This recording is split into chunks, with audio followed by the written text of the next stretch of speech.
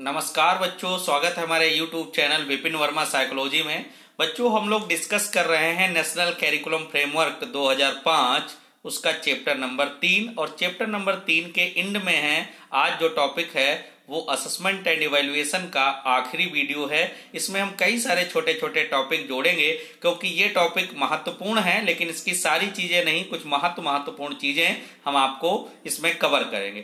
बच्चों, आपको थोड़ा एक जानकारी जरूर हमें देनी है क्योंकि बहुत सारे लोग वीडियो देखते हैं लेकिन अपने अनुभव बहुत कम लोग लिखते हैं। फ्रैंकली आप अपने एक्सपीरियंसेस जरूर लिखा करो कमेंट में और फॉरवर्ड किया करो। जो नए लोग देख रहे हैं वो सब्सक्राइब करें वीडियो को और लोगों तक पहुंचाएं। आज जो टॉपिक हम लेंगे असेसमेंट एंड इवैल्यूएशन का 3.11.3 और शिक्षण के क्रम में आकलन। शिक्षण के क्रम में आकलन का मतलब क्या है? यहाँ कहने का मतलब है जब बच्चे के बारे में या बच्चे की प्रगति रिपोर्ट के बारे में शिक्षक कुछ लिख रहा हो या कॉपियां जांच रहा हो या उस रिपोर्ट पत्र को लिख रहा हो तो बच्चे के बारे में सोच रहा हो। बताइए, बच्चे के बारे में पता नहीं होता है किस बच्चे ने किस दिन क्लास की, क्या जानता है क्या नहीं जानता है।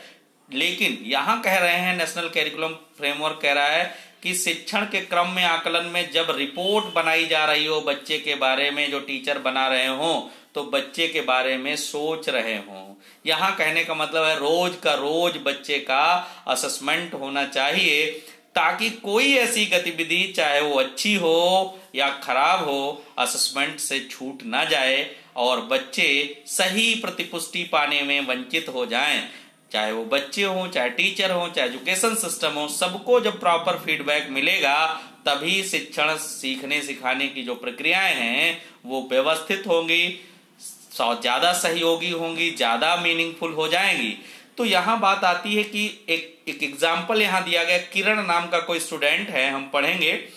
किरण को अपने काम में मजा आया, उसको वे किताबें फौरन पसंद आई जो छोटी थी और जिनमें जानकारी थी। वह कहता है कि उसे साफ और सादी भाषा पसंद है। तथ्यों को लिखते हुए वह अक्सर संक्षिप्त उत्तर लिखता है। उसका कहना है कि इससे वह चीजों को आसानी से समझ पाता है और उसको व्यवहारिक तरीके पसंद आते हैं।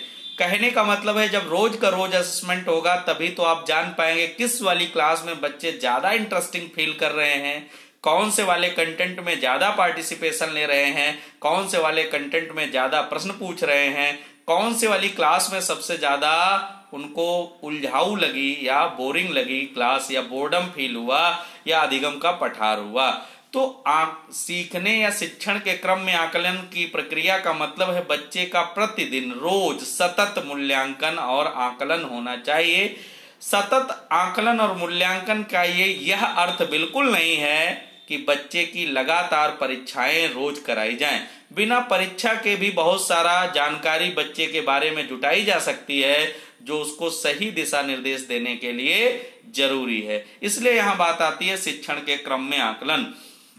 इसमें एक बात और आती है कि यह विश्वास की आकलन से सीखने में आने वाली कठिनाइयों का पता लगाना ही चाहिए ताकि उसका उपचार हो सके। अक्सर बहुत ही अव्यवहारिक हो जाता है और यह शिक्षा शास्त्रीय प्रयास की ठोस समझ पर आधारित नहीं होता। अगर हम एजुकेशनल या हम टीचिंग पैडागॉजी की बात करें तो टीचिंग पैडागॉजी अप्लीकेबल या कह सकते हो वहां इंप्लीमेंट नहीं हो पाती, वहां लागू नहीं हो पाती जहां पर सिर्फ सतत व्यापक मूल्यांकन का केवल फॉर्मेलिटी किया जाता हो। सतत व्यापक मूल्यांकन का मतलब है लगातार बच्चे का डायरेक्ट और इनडायरेक्ट तरीके से डेटा कलेक्ट करना ताकि जो सीखने सिखाने की प्रक्रियाएं हैं उनमें कहाँ दिक्कतें आ रही हैं, बच्चे क्यों नहीं सीख रहे हैं, इनकी प्रॉपर जानकारी जुटाई जा सके और शिक्षक, छात्र और उनके जो एजुकेशन सिस्टम है उन तक पहुंचाई जा सके। इसी में आगे टॉपिक आएगा, टाइटल नंबर 3.11.4 होगा और पाठचर्या के वे क्षेत्र जो अंकों के लिए जांचे नहीं जा सकते। कई सारे ऐसे क्षेत्र है। स्कूलिस्टिक स्किल्स जितनी है, जैसे आपके सब्जेक्टिव नॉलेज है, एसएसटी में आपकी समझ क्या है, ड्राइंग में आपका क्या है इंटरेस्ट, आपका विज्ञान, गणित और भाषा में कैसी समझ है। लेकिन इसके साथ साथ जो को स्कूलिस्टिक स्किल है, लीडरशिप क्वालिटी है, पेशेंस है, ऑनेस्टी है, पार्टिसिपेशन है, या और कोई क्रिएटिव इनोवेटिव एक्टिविटी या क्रिएटिविटी उस बच्चे के अंदर है, उसका भी आकलन हो, ताकि जो बच्चे के अंदर अच्छाई है उसके नंबर दिए जा सके और जो कमी है उसको सुधारा भी जा सके। तो ये बात आती है कि वे पाठचर्या के वे क्षेत्र जिनको अंकों के लिए नहीं जांचा जाता, उनकी भी जांच को शामिल किया जाए, ताकि बच्चे की पर्सनालिटी में काफी कुछ इंप्रूवमेंट किया जा सके। आगे बात आती है 3.11.5 में आकलन की रूपरेखा और उसका संचालन।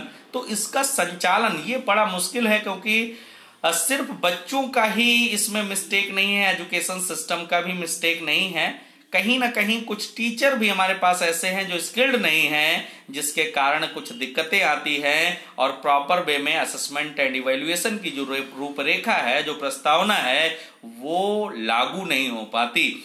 यहां पर आकलन के लिए हम ज्यादातर क्या करते हैं, कुछ निर्धारित प्रश्न दे देते हैं जो पाठ पुस्तकीय होते हैं। अब वो रटने पर या रिकॉल करने पर आधारित होते हैं। इनके स्थान पर कुछ ओपन एंडेड क्वेश्चन दिए जाएं, खुले अंत वाले प्रश्न दिए जाएं, आउट ऑफ बॉक्स क्वेश्चन दिए जाएं, ताकि बच्चे की सृजनात्मकता, अनुभव, दिनचर्या, इन सब को या आसपास के ज्ञान को स्कूली पाठचर्या के साथ जोड़ने का भी अवसर मिले और अपने अनुभवों को उन शक्ल में लिखने की भी क्षमता का विकास हो। क्योंकि हम ज्यादातर शिक्षक जो करते हैं कि इक्वेशन दी है, अब इसका सलूशन निकालो। हम सलूशन लिखकर दे सकते हैं और बच्चों से कह सकते हैं कि इक्वेशन बनाओ। ये भी एक अर्थपूर्ण आकलन का तरीका हो सकता है। तो कहने का मतलब है, बाबा भारती क्यों दुखी थे के स्थान पर, बाबा भारती के स्थान पर तुम होते तो क्या करते, ऐसे प्रश्न पूछे जाएं तो ज्यादा विस्तार से बच्चे चीजों को बताएंगे, सीखेंगे। हम ऐसे भी सवाल दे सकते हैं जिनका केवल एक फिक्स उत्तर ना हो, जिनके कई सारे उत्तर हो, ताकि बच्चे की सोचने, चिंतन करने और मनन, ऑब्जर्वेशन की भी पोटेंशियल की जानकारी की जा सकती है। आगे बात आती है कि स्व आकलन एवं प्रतिपुष्टि। स्व आकलन में कुछ ऐसी व्यवस्था बनाई जाए जिससे बच्चों के सामने प्रत्यक्ष रूप से उनका आकलन किया जा सके, उनको भी ऐसा मौका मिले कि वो इस ऐसी सिचुएशन में कितने मार्क्स दे सकते हैं अपने आप को। तो ऐसे या स्कूल बेस्ड असेसमेंट की फैसिलिटी, विद्यालय आधारित आकलन की व्यवस्था का भी निर्माण किया जाए, ताकि प्रत्येक बच्चा अपने तरीके से चीजों को सीख सके और समझ सके और प्रॉपर फीडबैक दे सके। न केवल अधिगम के परिणाम बल्कि अधिगम के अनुभवों का भी मूल्यांकन होना चाहिए। केवल अधिगम के परिणामों का ही मूल्यांकन न कि कितना सीखा, उस सीखने की प्रक्रिया में आपने कैसे अनुभव प्राप्त किए, चीजों के प्रति कैसे समझ और कॉन्सेप्ट का निर्माण किया, कौन से एग्जाम्पल कैसे ढूंढे, इनका भी मूल्यांकन होना चाहिए। वे क्षेत्र जिनके बारे में नए सिरे से जानने की जरूरत है। बहुत सारे ऐसे क्षेत्र हैं जिनके बारे में पुनः अवलोकन की जरूरत है। अगर उन क्षेत्रों में, जैसे बच्चे के अंदर लीडरशिप क्वालिटी है, बच्चे के अंदर मैनेजमेंट क्वालिटी है, बच्चे के अंदर पेशेंस है, ऑनेस्टी है और कई सारी चीजें हैं, इनका भी आकलन करने की जरूरत है। अंकों के लिए जो चीजें नहीं जांची जा सकती, उनका भी आकलन और मूल्यांकन होना चाहिए, ताकि जो रिपोर्ट कार्ड बने या असेसमेंट इवैल्यूएशन हो, वो इंक्लूसिव और कंप्रेहेंसिव कह सकते हो या प्रोग्रेसिव होना चाहिए, ताकि प्रत्येक बच्चे को सीखने सिखाने की प्रक्रिया के साथ जोड़ा जाए। इस टॉपिक या इस चैप्टर का आखिरी टॉपिक है 3.11.8 और विभिन्न चरणों में आकलन। कक्षा 1 से 5 यानी प्राइमरी स्तर पर, जूनियर स्तर पर और सीनियर सेकेंडरी स्तर पर किस प्रकार से आकलन की व्यवस्था होनी चाहिए। तो यहाँ बात आती है पूर्व प्राथमिक स्तर यानी 1 से 2। इस स्तर पर आकलन के विभिन्न क्षेत्रों में बच्चों की गतिविधियों पर दिए गए गुणात्मक कथन होने चाहिए और उनके स्वास्थ्य तथा शारीरिक विकास के आकलन होना चाहिए। यह आकलन रोजमर्रा की अंतःक्रिया के दौरान किए गए अवलोकनों पर आधारित होना चाहिए। जो नोट करने वाली बात अब है, किसी भी कारणवश यानी कक्षा 1 और 2 में या पूर्व प्राथमिक शिक्षा में किसी भी कारणवश बच्चे की लिखित या मौखिक परीक्षा नहीं होनी चाहिए, एग्जामिनेशन नहीं होना चाहिए।